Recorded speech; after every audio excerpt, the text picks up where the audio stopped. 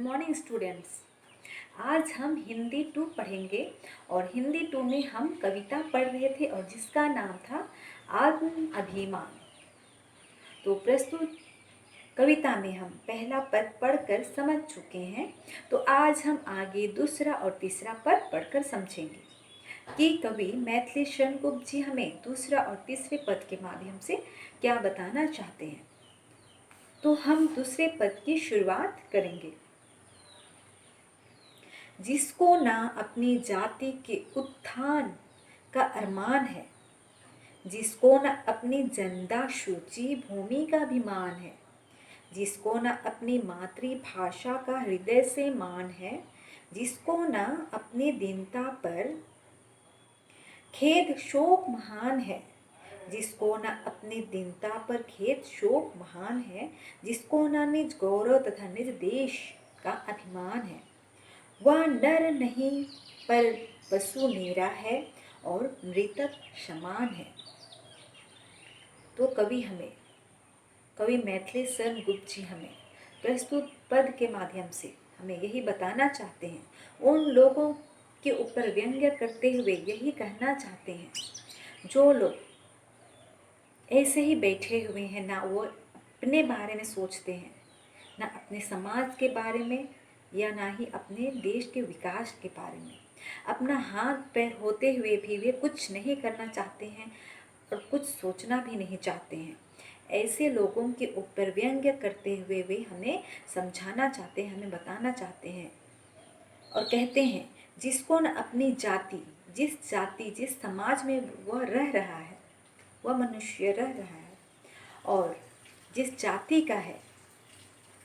उस जाति का वो उत्थान यानी कि उन्नति नहीं करना चाहता है, ना ही उसे कुछ चीज़ का अपने जाति का होने का अरमान है या गौरव है, जिसको न अपनी जनता सूची भूमि का अभिमान है। ऐसे इंसान जो अपनी धरती पर जन्मा है, जिस धरती पर वो जन्म लिया है, उस जन्मभूमि, उस पवित्र भूमि का उसको उस पर अभिमान या गौरव नहीं है, ना ही वो अपनी धरती, जिस धरती पर वो जन्मा है उसके बारे में अच्छा सोचता है, उसके बारे में कुछ अच्छा सोचते हुए कुछ विकास नहीं करना चाहता है। ऐसे इंसान के बारे में कहते हैं कि ऐसे इंसान जो कुछ भी विकास के लिए नहीं सोचता है, सब कुछ अपने पास होते हुए भी वह ऐसे ही बैठा हुआ है, ऐसे इंसान होते हुए भी पशु के समान है और मृतक के समान है, जिसको ना अपनी मातृभाषा का हृदय से मान है। ऐसे इंसान के बारे कर रहे हैं जो जिसे न अपने राष्ट्र के प्रति, न अपनी मातृभाषा, जो अपनी भाषा है उसको भी निरादर करता है, अपमान करता है, ना ही उसको हृदय से मान है, ना ही वो अपने जो मातृभाषा, जो अपनी माँ का भाषा है, अपनी भारत देश का, अपने जन्मभूमि का भाषा है, उसको भी वो अपमानित करता है, जिसको न अपनी दीनता पर खेद शोक महान है, जिसको ना ऐसे इंसान के बारे कह रहे हैं कि जिसको ना अपनी दीनता यानी कि गरीबी का कुछ होने का एहसास है, गरीबी होने का एहसास या दुख है। वो जान रहा है कि उसके पास कुछ नहीं है, लेकिन उसे कुछ करना चाहिए, उसको विकास करना चाहिए, उसको आगे कुछ उन्नति करने के लिए सोचना चाहिए, लेकिन वह सब कुछ हाथ पैर होते हुए भी, ज्ञान होते हुए भी ना कुछ सोच रहा है, ना ही कुछ कर रहा है और ऐसे ही बैठा हुआ है। ऐसे इंसानों को कह रहे हैं कि वह नर यानी कि इंसान होते हुए भी मृतक के समान है, जिसको न निज गौरव तथा निज देश का अभिमान है। ऐसे लोग जिसको न निज गौरव, खुद के गौरव पर गर्व है या कुछ करना चाहता है, तथा निज देश का अभिमान है, ना ही अपने देश के ऊपर उसे अभिमान या गौरव है। वह नर नहीं पर पशु नीरा है और मृतक समान है। ऐसे इंसानों को कवि मैथिली शरण गुप्त यही कहना चाहते हैं, जिन लोगों को अपने देश के प्रति, अपने समाज के प्रति, अपने राष्ट्र के प्रति कुछ विकास के लिए नहीं सोचते हैं, उसका उन्नति के लिए नहीं सोचते हैं, ना ही अपने ऊपर कुछ होने का, अच्छा सोचने का एहसास है। वे अपने बारे में भी अच्छा नहीं सोच सकते हैं, बल्कि गरीब है तो वह गरीब ही रहना चाहते हैं और अपमानित ही सहना उसे पसंद है। ऐसे लोगों को ही कवि कहते हैं कि वह नर नहीं पर पशु नीरा, पशु के समान है और मृतक के समान है। हमें दूसरा पद भी समझ में आ गया है। अब हम तीसरा पद देखेंगे। जिसको न अपने बंधुओं के दुख सुख का ध्यान है, जिसको न अपने पूर्वजों की कीर्ति का कुछ ज्ञान है, जिसको न अपनी हीनता पर खेद शोक महान है, जिसको न खलता कभी संसार में अपमान है, जिसको न निज गौरव तथा निज देश का अभिमान है,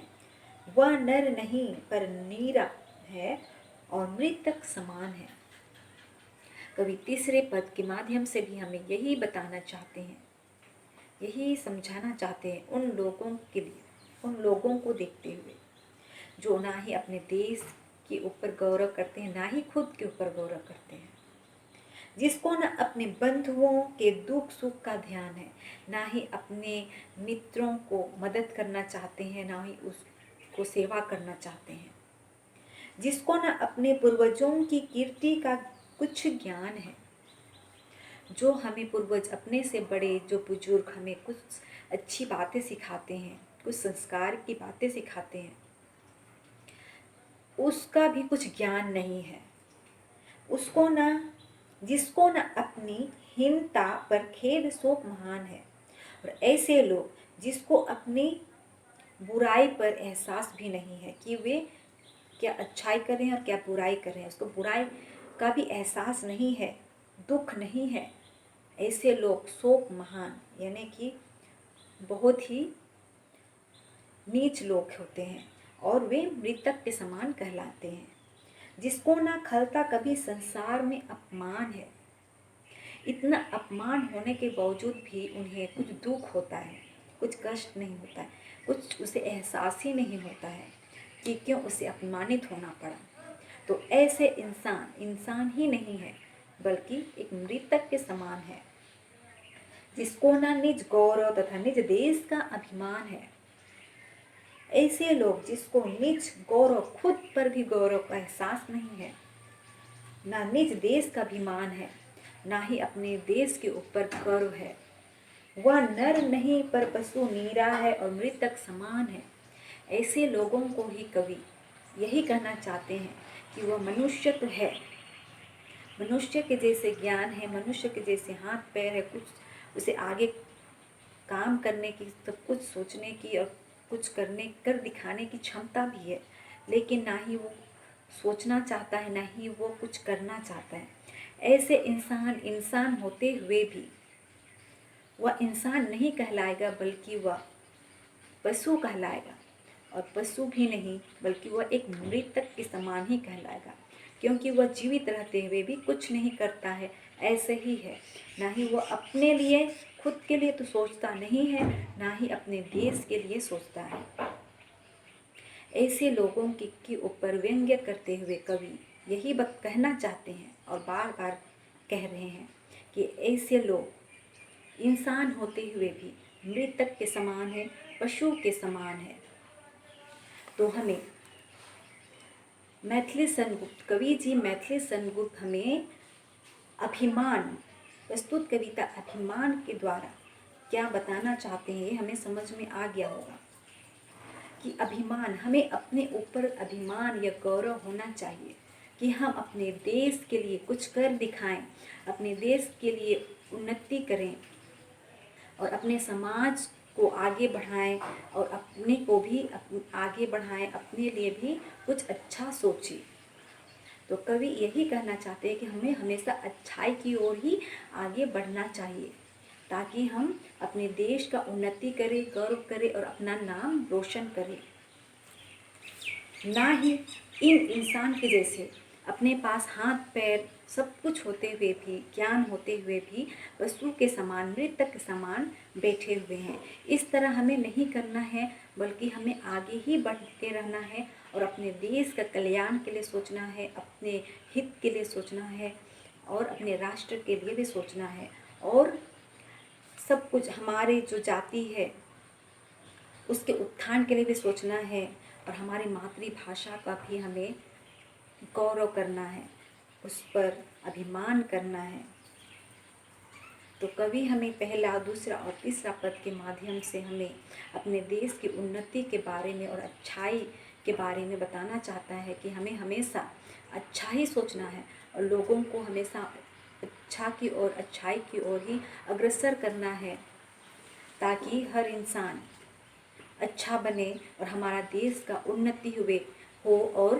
गर्व हो। हम अपने देश के ऊपर हम गर्व करें, खुद के ऊपर हम गर्व कर सकें। तो इस प्रकार हमारा आत्म अभिमान प्रस्तुत कविता यहीं समाप्त होती है और हमें ज़रूर पहला, दूसरा और तीसरा पद भी समझ में आ गया होगा।